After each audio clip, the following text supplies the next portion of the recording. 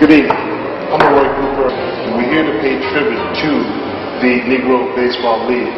This is an exhibit by the National Pastime of the Negro Leagues, and they're going to be doing several different exhibits over a period of time. One of the myths we want to dispel is the fact that the Negro Leagues was the biggest owned black business in the history of the United States. It developed more jobs and was successful for more businessmen and entrepreneurs than any other business in the United States. The history of the Negro League was actually born in Babylon, New York, a place called the Argyle Hotel. It was the Duke of Earl who in fact built this 750-room resort to entertain its guests by the Negro League players. It was actually two amateur teams that came together and became the Cuban X Giants. This team, what they basically did was they didn't want to be identified as Afro-Americans, so they wanted to be known as a team from another country. So they changed their names to the Cuban X Giants.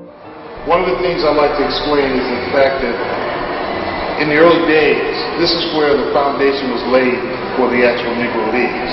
It was a situation where 75% of the ball players were college graduates. So if you can envision an owner having to deal with 15, 16 Michael Jordans on the team, he had to be very strong-willed, strong-minded, and very capable of dealing with those type of athletes. So as we know, Major League Baseball really mirrored the accommodations of the Negro League. What happens is a lot of the things that happened to develop the league, it came about through necessity. For example, a situation where a player would come in with high spikes and rip the uniforms or tear the legs of the players from the Negro League, so they decided to do something about it. So they took a barrel, a whiskey barrel, broke it down, tied it under their uniforms to protect themselves from being spiked by the white counterparts. The other part of that is we invented the shin guard, the face masks, night baseball. Barnstorming came about by teams that were basically traveling teams that would travel from city to city to play all challengers. And this was one of the mainstays of the Negro Leagues as far as making money. What happens is they would come to a city and maybe play 1, 2, maybe even 3 games going into the twilight. So there was a need for lights. So at this time, the entrepreneurs came together and invented the telescopic lights that they would take from game to game. And they built these on the back of trucks, and they were able to put them up for any night games that came about. This happened 10 years before Major League Baseball embraced night baseball. They felt that it was something that wouldn't work, but they saw that economically the Negro Leagues were so innovative in some of the ideas and things that they created that they had to mirror them later as far as to keep their leagues going to make money. One of the things that is well known about the success of the teams were the fact that these players were very intelligent.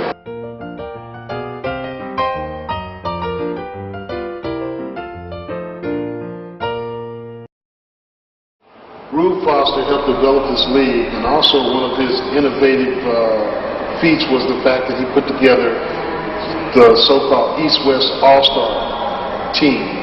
And they had an All-Star game in the 1924s. This is before Major League Baseball even had an All-Star game. So you can see that these guys were innovative. They had a really large attendance of about 35,000, 40,000 people. So you can envision at $1 a ticket back in the 20s what kind of money these black owners were actually commanding at that time. When we go back to the gentleman's agreement, it started early in the late 1800s. And basically what that agreement was to keep Negroes out of baseball. And it was for the sole purpose of fear and racism. That was the main reason that, the Negro players were kept out of baseball. If you can imagine, if the owner would have taken his time and really developed his players to allow them to play with the Negro leaguers, or just say, look, simply, I'm not going to pay you if you don't play against these guys. It's about baseball. It's not about racism. If they had took that stand, we never would have had this problem, and Jackie Robinson would not have been considered the first ball player black in Major League Baseball. Okay, here we have pictures of some of the owners from the Negro League, Ed Bolden and J.L. Wilkinson. Now, J.L. Wilkinson is white. He was very instrumental in the Negro Leagues in a lot of ways. He was the main person that put up the money to develop the lighting system for them to play during the barnstorming era. He also was noted to have, before he had the Kansas City Monarchs, he had 2 All-Nations teams, which they were traveling teams that barnstormed that were made up of Asian Americans, American Indians, blacks, and whites playing on the same team. And this actually started around the 1900s. Okay, here again we have Rube Foster. As you can see, he was a very dapper dressed person, which all of the Negro Leaguers were known for their ability to dress well and set the trend for America. Basically, Rube Foster was a great organizer. One of his main slogans was that we are a ship and all else is the sea, which basically meant that we just ride out whatever we had to do outside of the integration situation and just make the best of it. And that's exactly what he did. Economically, he brought a lot of money to the community, and this is something that people do not understand, is the fact that Major League Baseball had to disenfranchise the Negro Leagues. It was not so much taking the players, but to disenfranchise the owners, because they did not want to be second to the Negro League owners. This is actually a photograph of Ethel Manley. She was one of the most innovative owners of her period in time. She was also noted for a very big civil rights worker and campaign against the anti-lynching law. Ethel Manley was actually a white person that her mother married a black man, and he was a stepfather. She was raised in the black community, and she went on to marry a black gentleman herself, Abe Manley, who was known for the numbers racket. So she was actually the co-owner of the Newark Eagles. Being a former baseball player myself, to be able to go to Cooperstown and witness this induction was just, it was the height of my career. A lot of the Negro League players played their winter ball in the Dominican, Cuba, and Venezuela. Also, early part of the winter leagues was played in California itself. But if you can envision going back to the early days, the Negro Leaguers were under contract with a lot of your major hotels. For example, in Palm Beach, Orlando, Florida, during the turn of the century, there were big hotels that would actually have them under contract to entertain their guests. And this is where a lot of the barnstorming came about, traveling and playing against all oncomers that they would take games against.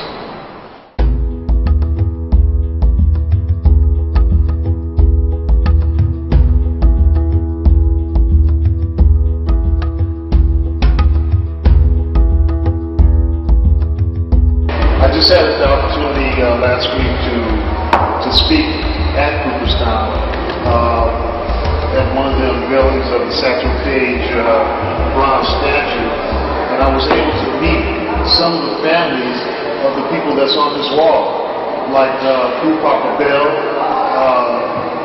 Biz Bismarck, Lou Suttles, Biz Mackey, Ted W. Erector, Buck O'Neill, And you have to envision that these players are inducted into the Hall of Fame because of their merit and the way they conducted themselves on the field.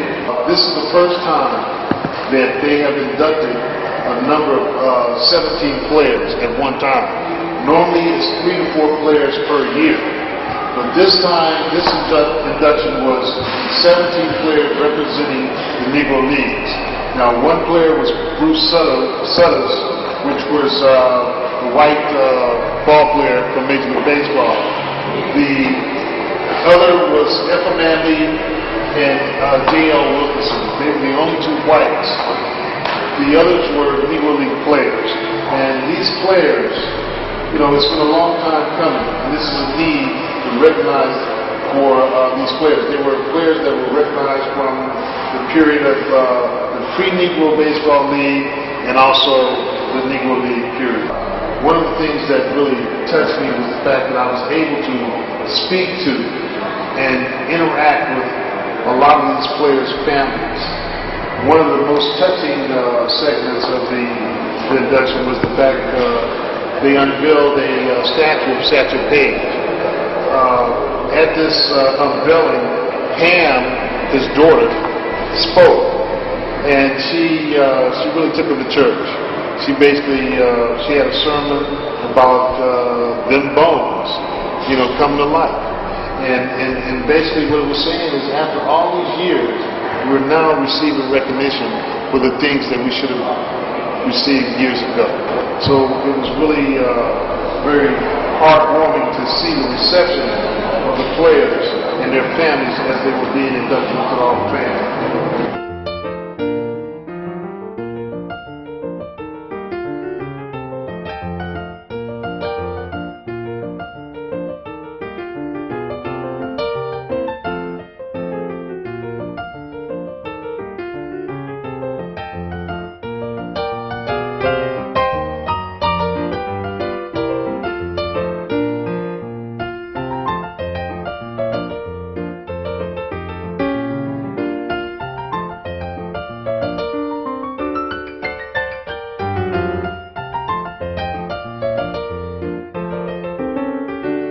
This is Leroy Cooper at the California Afro-American Museum and Exposition Park. And we welcome you to come out and enjoy this exhibit because it is free and open to the public.